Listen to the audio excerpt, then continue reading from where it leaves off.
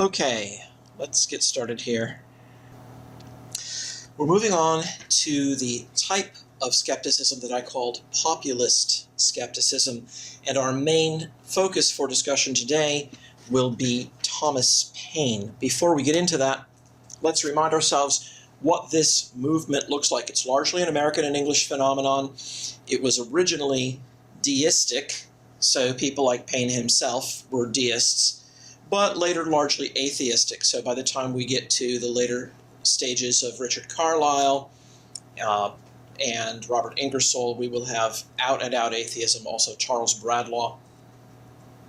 What characterizes populist atheism, what distinguishes it from the atheism and skepticism that we'll be looking at in the next section on Strauss and in the Tübingen School, is that there is a certain coarseness of tone and there's little or no scholarship. These people are not trained scholars. They haven't gone to university for the most part. They haven't achieved a degree. They have little familiarity with the material, and they sometimes make rather spectacular blunders. They have no interest in maintaining an urbane tone. They're not detached like John Stuart Mill. They are not earnest and tender like Matthew Arnold can be. They are blatant, coarse. They have no compunction about saying things that will disturb the feelings of their more delicate readers. This literature is directed largely at the working class. That's not to say that's the only place that it has an impact. But as we'll see, Tom Paine's work was actually printed up in small paper pamphlets in segments that could be made available very cheaply so that workers could afford to purchase a bit of it, and then among them they could put them together and have the whole thing. It was instantly popular among the working classes and caused the Orthodox clergy a considerable amount of grief and trouble, as they found that within the scope of their parishes there were people who were defecting to this form of infidelity without any apparent equal way of their reaching them. They had difficulty operating on the popular level. We'll see toward the end of today's lecture one way that someone tried to handle that. But this kind of skepticism also became very popular on university campuses. It was wildly popular with undergraduates at Yale just before the year 1800. And we have this documented in some of Lyman Beecher's work, and we'll take a look at that as well in today's lecture.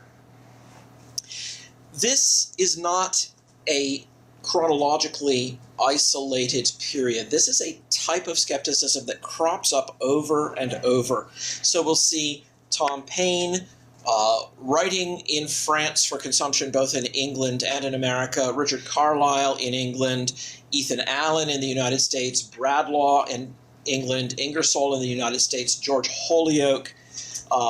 These kinds of skeptics, some of them members of the London Skeptical Society, others just well known. Tammany Hall on the United States side was a gathering place for many of these kinds of critics.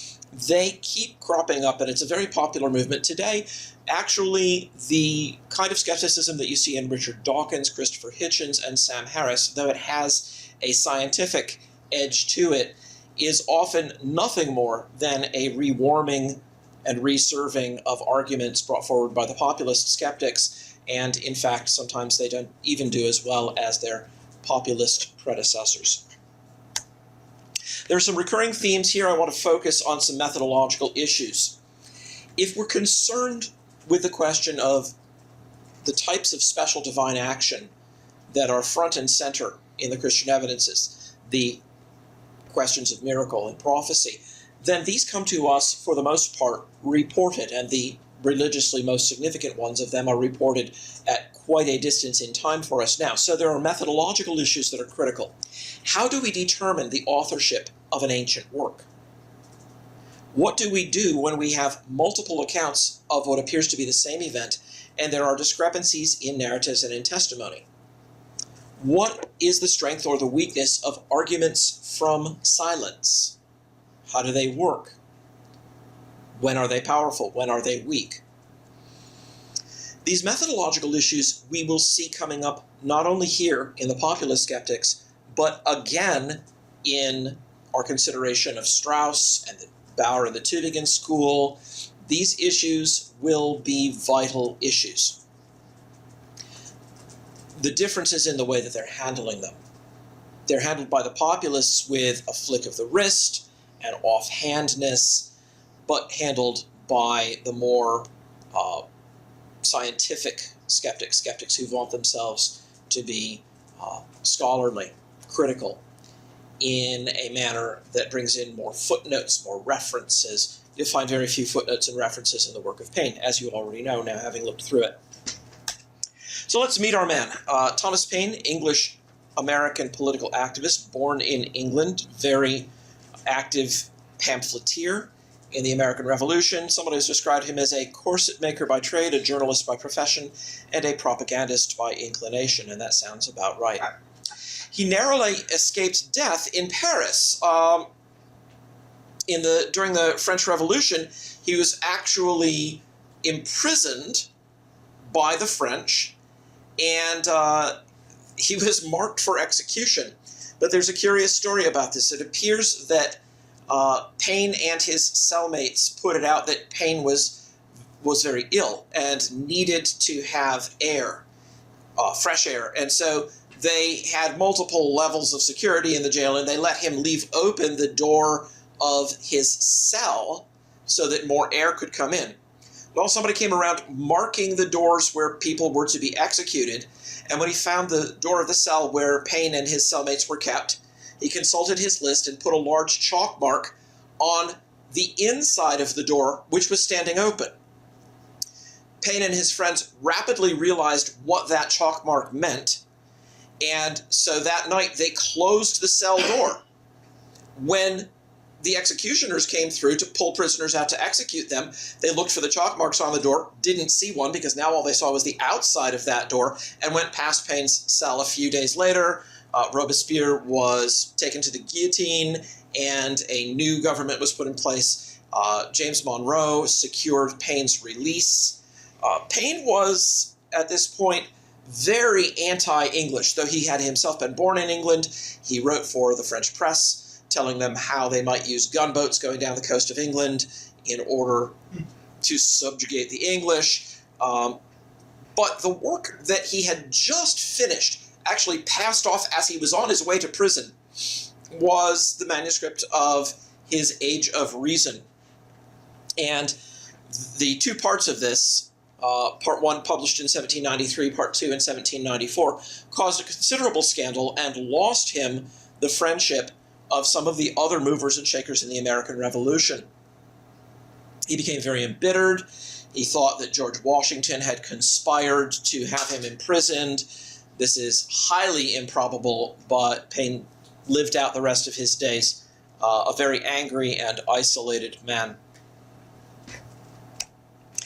Broad outlines of his attack in The Age of Reason, Part 2, the one that I'm having you read, because that's the one where he says at the beginning that he has obtained, between writing Parts 1 and 2, a copy of the Bible, which he finds is a much worse book than he thought it was. So that tells you how much primary source research he did for The Age of Reason, Part 1. But in Part 2, he tries to make up for it. Here are some of the principal lines of attack. First of all, the historical books of the Old and New Testaments were not written by their traditional authors, and we can tell this by internal evidence. We can look at the internal contents of the works and determine that they were not written by the people to whom they are traditionally ascribed. This fact, he then goes on to say, destroys their credibility. If they weren't written by the people whose names they bear, then you can't trust what's in them. They attribute morally evil things to God, and in particular, the slaughter of the Canaanites, and in still more particular, the slaughter of Canaanite infants. That is repugnant. Paine is a deist. He believes that there is a God, but that God is a good God, not a malicious one. Maybe good and relatively disinterested, but certainly not morally evil, and he would have had to be to have ordered the slaughter of the Canaanites. Therefore, the Bible is a wicked misrepresentation of the deity. But more importantly, the books contradict one another extensively. They relay the same events in different terms. Some omit events that others contain, and according to Paine, this is a contradiction by silence. Their omission of certain things is, in effect, they're saying that the authors knew nothing of those events. So by this technique of assimilating silence to contradiction, he is able greatly to inflate the number of contradictions that he has to work with. We'll touch on a few examples as we move forward. There was an immediate reaction to Paine by several people. One person of great interest for us is William Paley, because Paley, of course, is the author of A View of the Evidences of Christianity, also published in the mid-1790s. This is a very important piece of work by someone who has done some scholarly homework, and he's aware of what Paine is writing. And here's what he says, apparently in a bit of correspondence. I've seen some short quotations from Tom Paine's works in newspapers, etc. I should not expect from him much close reasoning upon the subject. I agree in thinking his talents for writing are respectable and his impudence unbounded. If there be anything in my work which should happen to meet his objections, I shall account it fortunate. I think no good is done by a reply, which would only unavoidably disseminate his poison. So Paley took the point of view that Paine was not worth a direct response. That would only draw attention to him. He deserves all the neglect that we can give him. There's an interesting note in an autobiography of Lyman Beecher, who was a student at Yale in the 1790s when Paine's works came out.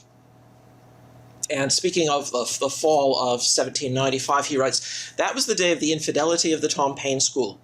Boys that dressed flax in the barn as I used to read Tom Paine and believed him. I read and fought him all the way. Never had any propensity to infidelity, but most of the other class before me were infidels and called each other Voltaire, Rousseau, D'Alembert, etc., etc." So Yale University had been thoroughly infected by Paine's brand of populist skepticism. It's interesting because the kinds of arguments that Paine is making, though he's making them coarsely and with rude asides in his sentences, are some of the arguments that we still hear very commonly today. This was a problem more than 2 centuries ago at Yale. Which brings us to Timothy Dwight. Timothy Dwight, the fourth grandson of Jonathan Edwards, a Massachusetts state legislator, theologian, educator, chaplain during the American Revolutionary War, songwriter, Congregationalist minister. He was a child prodigy. He was reading the Bible at the age of 3. He graduated from Yale at the age of 17. Became the 8th president of Yale in 1795. Note the timeline. Okay, Paine's works have come out in 1793, 1794. Lyman Beecher says that in 1795, this was distressingly prevalent at Yale. He, having graduated from Yale, having kept contact with Yale, and then being brought in as its 8th president, gave an address in 1793, which he published the following year, called A Discourse on the Genuineness and Authenticity of the New Testament. That should now be in the database. John, were you able to get the links to that? I think so. Okay. And also another one, The Nature and Danger of Infidel Philosophy. Again, this is an address delivered a bit earlier and published in 1799. That was an address actually given to the graduating class at the time. Dwight instituted a series of lectures on the historical trustworthiness of the New Testament. And he invited all of the undergraduates at Yale to bring the best objections they could. And they hashed them all out in those lectures. And the effect was that Paine's influence was vastly diminished, and Yale University was, at least for the time, returned to its original standing as a training school founded by Christians and for the propagation of Christianity, among other things. Now back to England for a moment. Richard Carlile, born in 1790, was a tinsmith by trade, a freethinker, a publisher, and a political radical. He got hold of Tom Paine's works and reissued them a bit at a time in small, cheap paper editions so that working men could pick them up a bit at a time, make their way through them and imbibe Paine's opinion of Christianity. He went to jail several times, including in 1819 for reprinting Paine's Age of Reason and some other stuff. He was convicted of blasphemy. The attorney, I believe it was Erskine, who convicted him, was, paradoxically, a great defender of the freedom of the press, but he turned prosecutor in Paine's case, claimed that Paine had overstepped all bounds of decency and, in fact, had tripped across the blasphemy laws. So Paine was jailed, originally sent to jail for a short period of time, just a few years, but then immediately upon his release, he was jailed again. While he was in jail, his wife took up the publishing business. When his wife was sent to jail, his sister took it up. So they kept these things going. Not just free-thinking work of the deistic or atheistic variety, but also political radicalism. And political radicalism is going to be a strand that we'll see weaving in and out of the free thought movement throughout this entire period. When he got out of jail, he teamed up with the former Reverend Robert Taylor, who was known as the Devil's Chaplain. You may notice that that is now the title of a book by Richard Dawkins, and went on what they called the Infidel Home Missionary Tour. This is a very interesting phenomenon. Taylor was an early advocate of the mythic theory, and in his Diegesis is one of his works, which should come up in the database fairly shortly. John will find it and put it up. The Diegesis by Robert Taylor was a book arguing that Christianity was a ripoff of pagan mythology. So when you see the Zeitgeist movie these days up on YouTube, or you read internet websites, you'll find that this is now very popular among rank and file atheists today. Richard Carrier is probably the best known among the contemporary mythicists, he and Robert Price. There has always been a trickle of this since the late 1790s or so, and Carlyle was a promoter of this idea that there never was a Jesus, that the whole thing was a mistake, a misunderstanding. The 12 apostles were really just names for the 12 signs of the zodiac. This all had to do with the sun and various mythologies that centered on the sun. As an interesting side note, the mythic theory became the official position in the Soviet Union early in the 20th century. There was a German mythicist named Arthur Drews, D-R-E-W-S, looks like Drews, but pronounced Drews. And Drews' books were circulated in Russia. The propaganda machine got to work, and they would actually send party functionaries out to public meetings to use Arthur Drews' mythicist arguments to embarrass and confound the ministers, the Christian ministers in the Soviet Union. So that was, for a while, official Soviet policy. And that brings us now to Richard Watson, also born in 1737. Several of our key people were. And Watson, although he didn't like to engage in ongoing public discussion of his own works, as you know from having read the very end of his Apology for the Bible, he did say that he loved to come forward in a moment of danger. He had done that with Gibbon. Now he comes forward to respond to The Age of Reason Part 2 by Paine. Now, you'll have noticed that his style with Gibbon is very polite. He's careful not to attribute bad motives to Gibbon. He treats him with the respect due to a man of learning. Paine, he clearly has a much lower opinion of Paine and of his work, and so he is more than willing to take on a somewhat chiding tone in various places as he's going through it. Paine is just exasperating. Paine is crass. Paine is a boor, and Watson doesn't mind telling him so. So here are some major issues in Watson's critique of Paine. First of all, he makes a distinction between authenticity and genuineness. Authenticity is substantial truthfulness.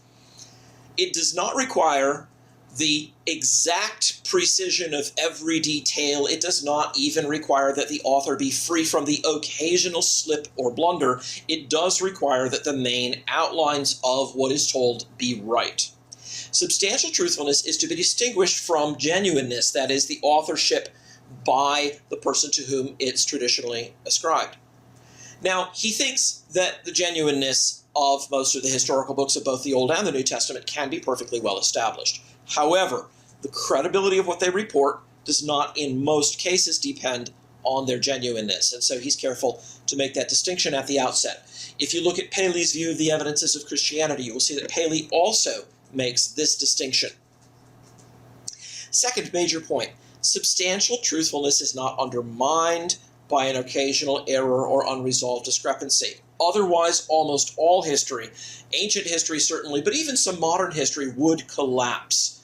This is an important point because it's something that's going to be brought up again against Strauss and Bauer and the Tübingen scholars. Most of the Anglican writers of this time, not all, but most of them, are not concerned to defend a view of inspiration that absolutely forbids there to be any small error in matters of detail.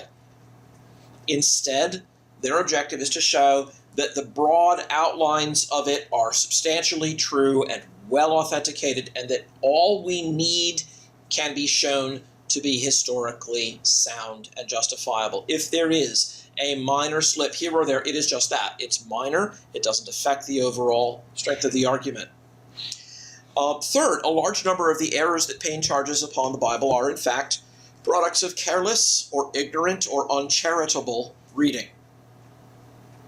Man can't read, doesn't know the background, falls into crass errors, and then impudently attacks other people for having made what he thinks are small errors and says that all the credit of their work is destroyed by that. Well, says Watson at one point, if you think that Luke was one of the apostles or claimed to be an eyewitness, then you are unfit to write about these subjects. You are ignorant.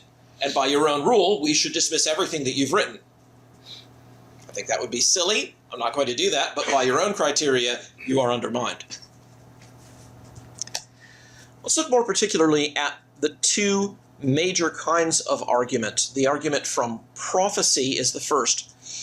Now, Paine is going to attack that, and it's very interesting to look at his attack in connection with the work of Anthony Collins. Collins had written a book called A Discourse of the Grounds and Reasons of the Christian Religion in 1724, and last year, when we did the Deist controversy, we looked at that book in some detail and some responses to it.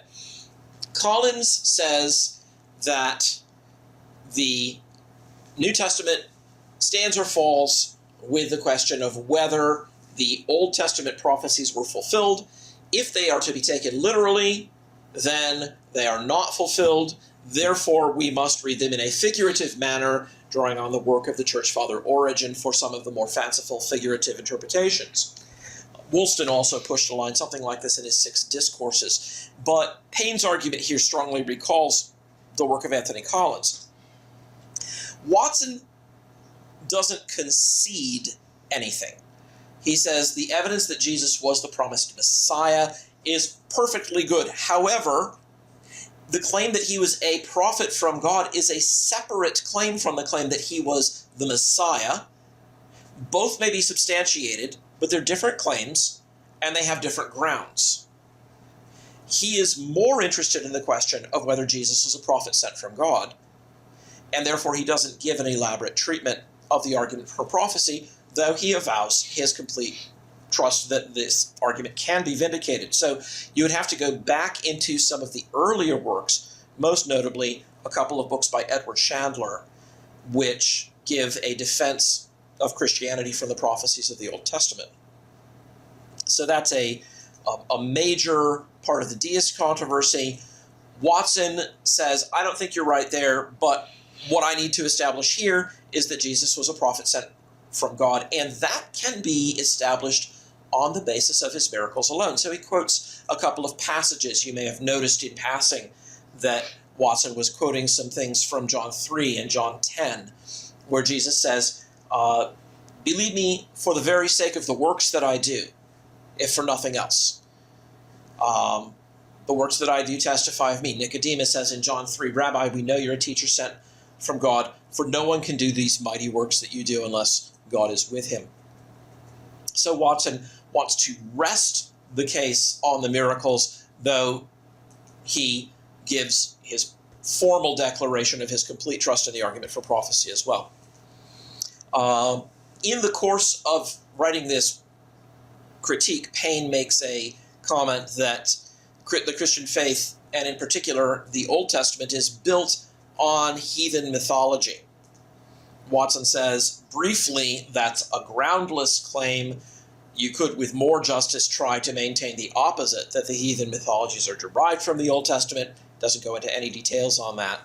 But today, again, one form that mythicism often takes is to attempt to say that the Christian religion is a rehash of pagan mythology. Another form that it takes is to say that the Christian religion is a rehash of elements of the Old Testament. When we get to Strauss, we'll have a look at how he does that, particularly in Strauss's treatment of where the story of John the Baptist came from. So I'll be assigning that. I know it says selections for reading in the Strauss selection of the syllabus. You'll see that I'll assign some specific passages about that for you to read, among other things.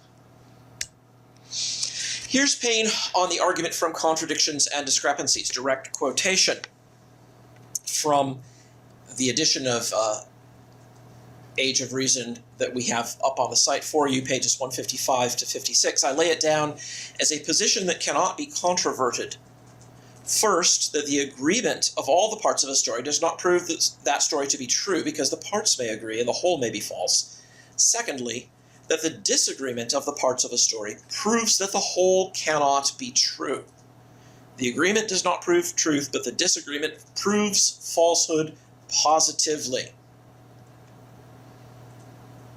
That has a plausible ring to it. But it turns out that it's ambiguous.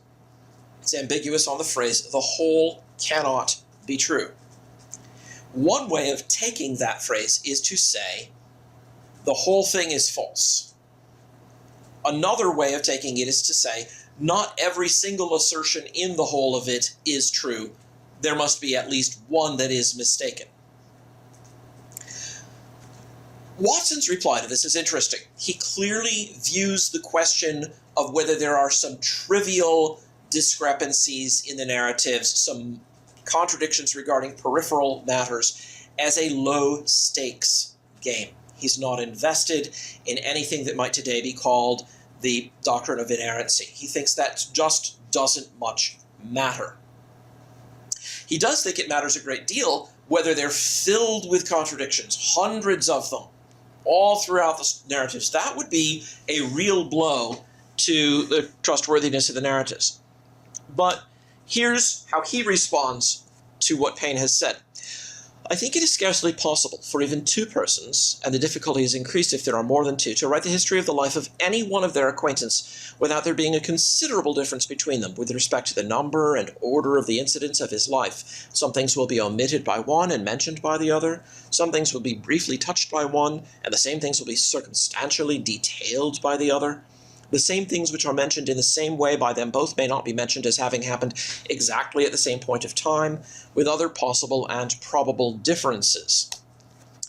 But these real or apparent difficulties in minute circumstances will not invalidate their testimony as to the material transactions of his life. Much less will they render the whole of it a fable.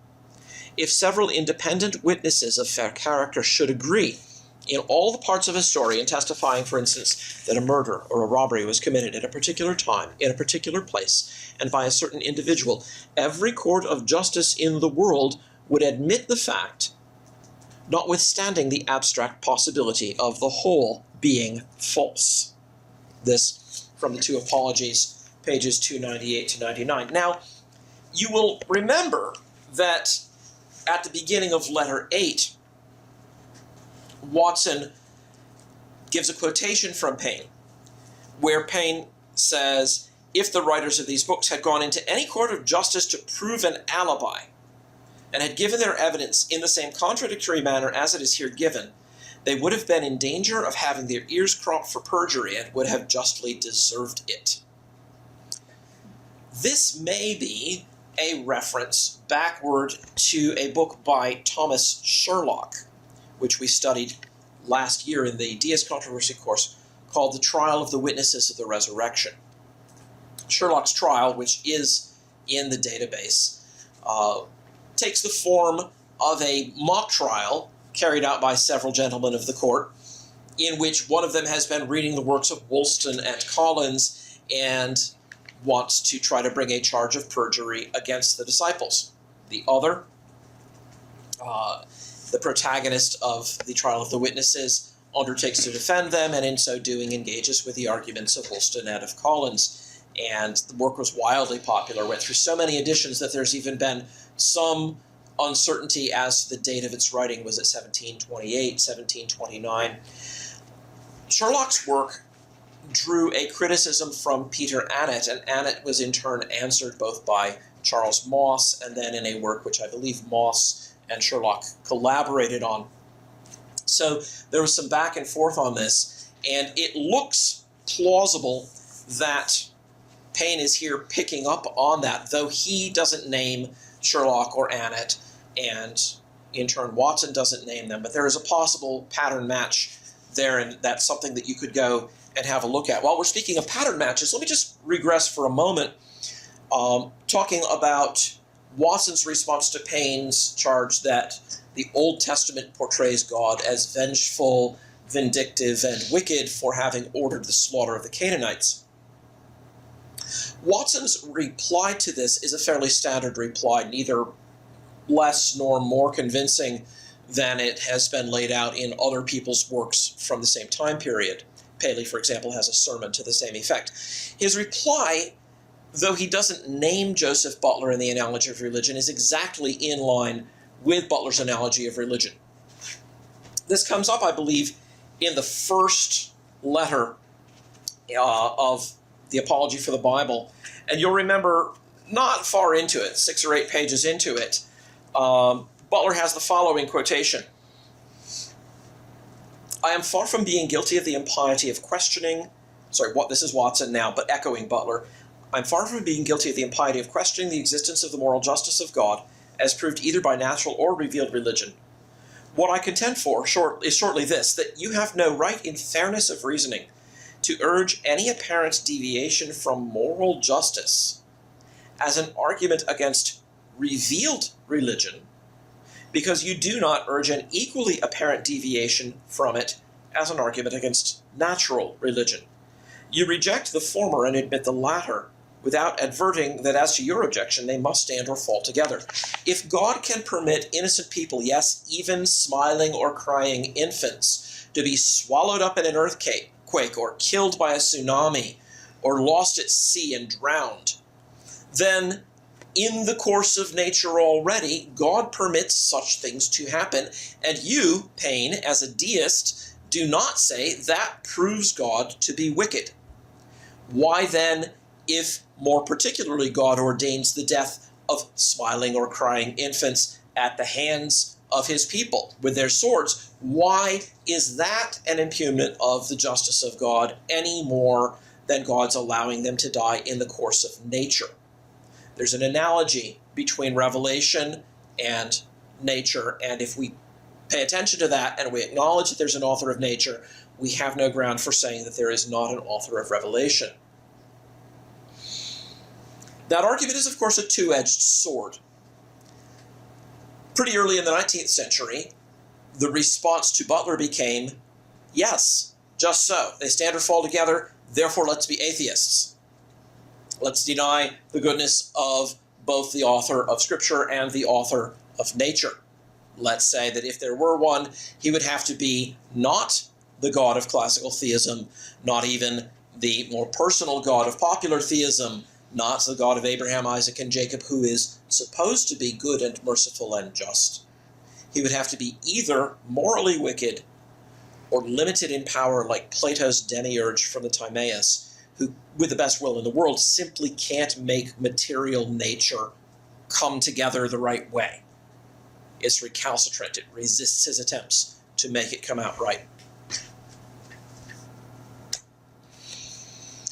Okay, back to Paine on discrepancies. In this case, specifically in the narratives of the resurrection, obviously this is the central miracle claim of the Christian religion, and therefore Paine directs attention to that. Here are a couple of examples of what he has to say about discrepancies in the narrative. From page 164 of Paine, the book of Matthew continues its account that at the end of the Sabbath, as it began to dawn towards the first day of the week, came Mary Magdalene and the other Mary to see the sepulchre.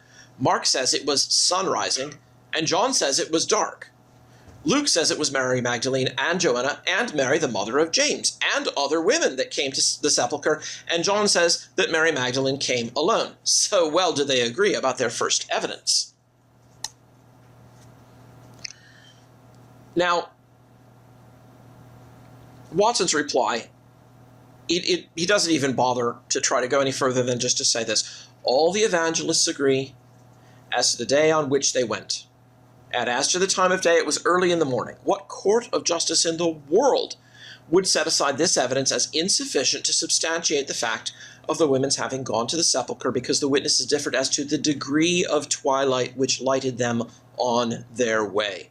This is truly a trivial discrepancy, and so Watson says you're manufacturing this because they're using different words. One says they arose early while it was dark. Another says that it was dawning. Another says it was morning. Come on. It's no doubt going to take them a little while even just to get from Jerusalem to the place outside of Jerusalem where the tombs are. The sun was at the point of rising. This is not a disagreement that should in any way undermine the credit of the narratives. In fact, it's an interesting point that in the middle of the 19th century, Thomas Starkey, who was a lawyer, not a theologian, wrote a practical treatise on the law of evidence. And in his practical treatise on the law of evidence, Starkey argues that small disagreements and even actual contradictions among the witness rarely disturb the credibility of their testimony as to the principal facts they're relating. And Starkey goes on to say, if they were to tell the same story in the same words, that would actually undermine their credibility, because it would lead us to believe that there was some kind of concerted effort to get up a story among them, to make sure that it came out in the same words, talking points, as we would say today. And Starkey, at that point in his practical treatise, actually gives a quotation. He says, a great observer has noted that the ordinary character of human testimony is substantial truthfulness under circumstantial variety. If you look up that phrase, if you do a search for that phrase, you will find, and in a footnote, in fact, he tells you, that it comes from William Paley's view of the evidences of Christianity. So Starkey, the legal theorist, writing about the law of evidence and testimony in court, talking about discrepancies, actually quotes Paley as a great observer, as in fact Paley was. Paley liked to go to the courts and watch lawyers argue their cases, and you can tell as you read his evidences of Christianity that his mind has been shaped by long observation of arguments in legal trials. Again, there is, says Watson, no disagreement of evidence with respect to the persons who went to the sepulchre. John states that Mary Magdalene went to the sepulchre, but he does not state, as you make him state, that Mary Magdalene went alone. She might, for anything you have proved, or can be proved to the contrary, have been accompanied by all the women mentioned by Luke. Is it an unusual thing to distinguish by name a principal person going on a visit or an embassy without mentioning his subordinate attendants? Again, the rules we would use if we were reading anything else, any other kind of account, the life of Boswell's Life of Johnson, or somebody else's Life of Johnson, or comparing them, or even comparing the works of Voltaire about certain historical epochs with the works of others who have written about the same things. We're going to notice small variations, stresses, someone named, someone not named. He might have gone further here. He might have noted that in John chapter 20, as Mary is relating the absence of the body to Peter and to John, she says, they have taken away the Lord, and we do not know where they have put him, speaking in the plural, indicating that although the narrative has just told about her coming and then her running, there were other people with her as well. So there's actually evidence in the text that Watson might have noted, but does not, that John is not trying to tell us that Mary came alone.